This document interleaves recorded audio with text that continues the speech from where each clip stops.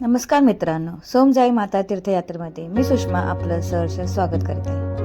आम्ही दुसऱ्या दिवशी पशुपतीनाथच्या दर्शनासाठी निघताना गाईडनी आम्हाला खूप छान माहिती दिली. ती माहिती आज तुम्हाला इथे मी घेऊन आली. त्याआधी माझ्या चॅनलला सबस्क्राईब करा आणि बेल आयकनला क्लिक करा. चला तर ऐकू नेपाळची खूप छान माहिती. अपने देश के बीच में एक छोटा सा देश है नेपाल. नेपाल में 77 जिलाएं, 14 जोन है, अंचल 14 है और 7 स्टेट है. नेपाल एक हिंदू राष्ट्र था. आज से 18 साल पहले एक हिंदू राष्ट्र था. अभी लोकशाही हो गया तो भी 86% हिंदू है, 86% हिंदू है, 12% बौद्धिस्ट लोग हैं जो हिंदू का ही ब्रांचेज है, हिंदू को ही मानते हैं, और 3% सब मिक्स में. नेपाल में 2 करोड़ 90 लाख यानी कि 3 करोड़, करीबन 3 करोड़ का पब्लिक. कितना? 3 करोड़. जैसे महाराष्ट्र में 7 करोड़ होंगे वैसे ही आधा है नेपाल में. नेपाल एक परिवेष्टित कंट्री बोला जाता है जो पहाड़ी हिमालय में बधा हुआ है, यानी कि 72% नेपाल में पहाड़ी एरिया है और 28% खाली समतल भूमि है. नेपाल में 2 तरह के लोग मिलेंगे. जैसे आप लोग और हम एक जैसे देखते हैं. आप लोग सोचे होंगे हम भी इंडिया से आए हैं, और एक छोटा छोटा आँख वाले होते हैं, इनका आँख किधर है ढूंढना पड़ता है. वो तिब्बतियन कल्चर से आए हुए, हम आर्या कल्चर से आए हुए हैं, इसलिए आप लोग का और हमारा चेहरा मिलता जुलता है. ठीक है ना. नेपाल में सबसे ऊंचा हिमालय माउंट एवरेस्ट, ये हिमालय का माउंट एवरेस्ट नेपाल में ही है. World tallest mount Everest Nepal में है. उसमें से 10 में से 7 हिमालय नेपाल में आता है. ठीक है ना. और नेपाल एक हिंदू कंट्री है. आज यहाँ कोई स्वतंत्रता दिवस नहीं मनाया जाता है. ये किसी का अंडर में रहा हुआ नहीं है.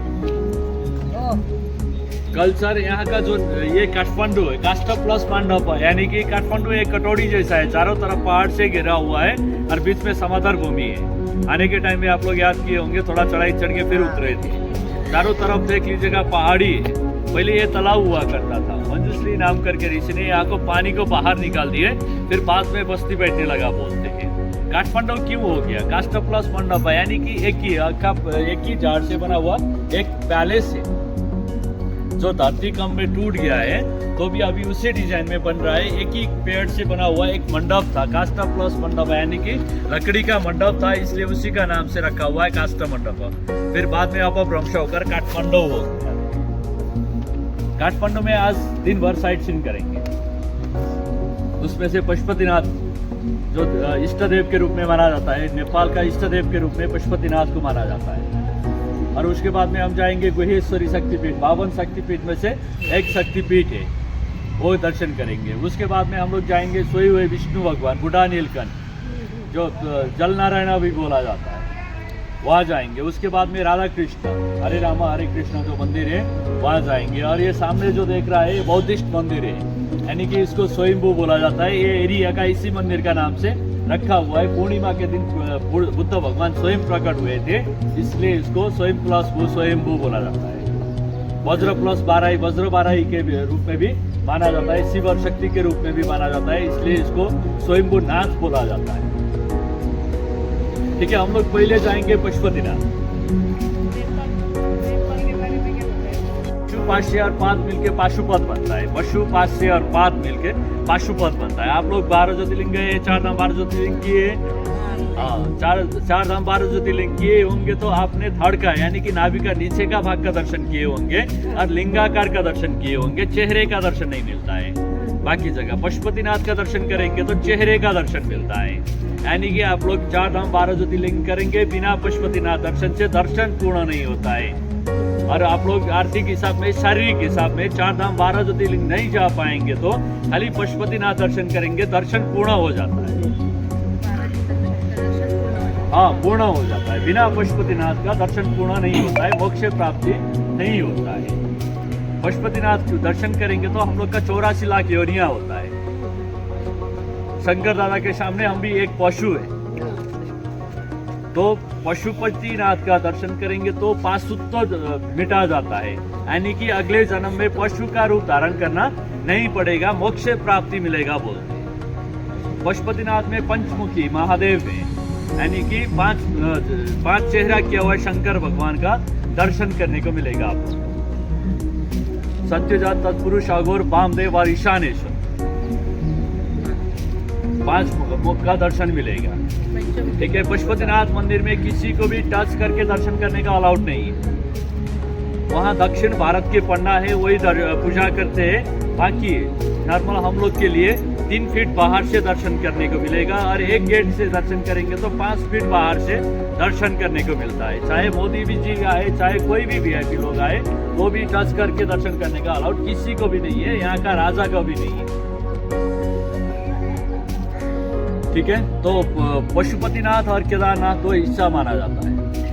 केदारनाथ अड़का भाग और पशुपतिनाथ सरोभाग के रूप में माना जाता है। द्वापर युग में कौरव और पांडव के बीच में युद्ध हुआ था, तो पांडव का हाथ से अपना नातेदार रिश्तेदार गुरु का हत्या हो गया, गुरु हत्या का दोष लग गया।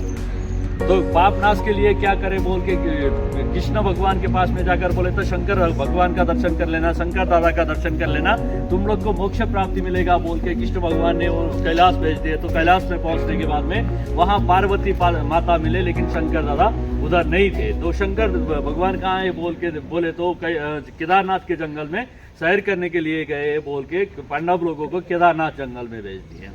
तो वहाँ पहुँचने के बाद में वहाँ शंकर दादा को पता चल गया पांडव लोग मोक्ष प्राप्ति के लिए आ रहे हैं, तो इनका भी एक टेस्ट करेंगे बोल के शंकर भगवान ने हजारों लाख का पाड़ा का पेड़ में पाड़ा का रूप धारण करके वो भी वहीं सैर करने लगे। तो पांडव लोग वहाँ पहुंचे तो कौन सा शंकर रूपी पाड़ा है पता नहीं चला, तो भीम ने 2 पहाड़ में टांग खड़े करके बाकी पाड़े को टांग के नीचे से भेजने लगे। जो शंकर रूपी पहाड़ा थे वो टांग के नीचे से नहीं जाते थे, तो इधर उधर भाग रहे थे। तो पांडव लोग को पता चल गया ये शंकर रूपी पहाड़ा है बोल के पूछ का भाग में पकड़ के माफी मांगने लगे। तो शंकर भगवान भाग रहे थे, वो पकड़ रहे थे, तो माया जाल से 2 हिस्सा कर दिए। जो पूछ का भाग है पांडव लोग का हाथ में आ गया, जो सरो भाग है जमीन के अंदर गया। पाप नाश के लिए आए थे और पाप का काम हो गया बोल के रोने लगे। तो शंकर भगवान ने आकाशवाणी से उत्तर का तरफ में मिलूंगा, यहाँ केदारनाथ मंदिर खड़ा करके पूजा स्टार्ट कर लेना, तुम लोग को मोक्ष प्राप्ति मिलेगा बोल के बोल दिए। तो वैसे केदारनाथ का पूजा चालू हुआ है, पांडव लोग ने की है। ये अभी हम जा रहे हैं पशुपतिनाथ एरिया, पशुपति यानी कि गौशाला एरिया में, गौ प्लस शाला जहाँ गाय का पालन होता है, जहाँ गाय का पालन होता है। तो एक कामधेनु पार्वती माता ने कामधेनु गाय का रूप धारण करके जमीन से थोड़ा उठा हुआ बागमती नदी में स्नान करके अपने आप दूध गिरा दिया। तो दूध चोरी हो रहा है, वहाँ जहाँ पालन होता था उधर नहीं दे रहे थे। कामधेनु गाय का रूप दूध कौन चुरा रहा है बोल के ग्वाला लोग पीछा करते करते गए, तो जमीन से उठा हुआ भाग में अपने आप गिरा रही है। तो गुरु शंकराचार्य को बोलने के लिए वो ग्वाला लोग गुरु शंकराचार्य को बोलते हैं ऐसा ऐसा हो रहा है महाराज। तो वहाँ देखने के लिए भेजे, तो ज्वालामुखी यानी कि आग के साथ में शंकर दादा का 4 चेहरा किया हुआ शंकर दादा का मूर्तियां शिवलिंग मिल गया, जो पारसमढ़ी पत्थर के ऊपर 3 फीट ऊंचा में मिल गया, जो केदारनाथ का उत्तर का तरफ नेपाल और गाय ने पता किया। पशु द्वारा पशु के रूप में मिला हुआ है, इसीलिए भी पशुपति बोलते। हाँ, पशुपतिनाथ मंदिर पैगोडा शैली में, जो ऊपर का गुम्मट होता है वो सोने का है, जो छत होता है वो पित्तल का है, 4 दरवाजा चांदी का है, नीचे लगा हुआ टाइल राजस्थानी टाइल है। पहले चांदी से महंगा राजस्थानी टाइल होता था नेपाल में, तो वहाँ राजस्थानी टाइल लगा हुआ है। ठीक है, पशुपतिनाथ का पीछे का भाग में बागमती नदी है, जो बागद्वार से निकलता है। बागमती नदी है, वहाँ शमशान डेड बॉडी को जलाते हैं। जो बागमती नदी है वहाँ डेड बॉडी को जलाते हैं। पशुपतिनाथ मंदिर 9:30 बजे से 12 बजे तक 4 दरवाजा खुलता है। सुबह 4 बजे से एक ही दरवाजा का चेहरा, एक ही गेट से दर्शन मिलता है।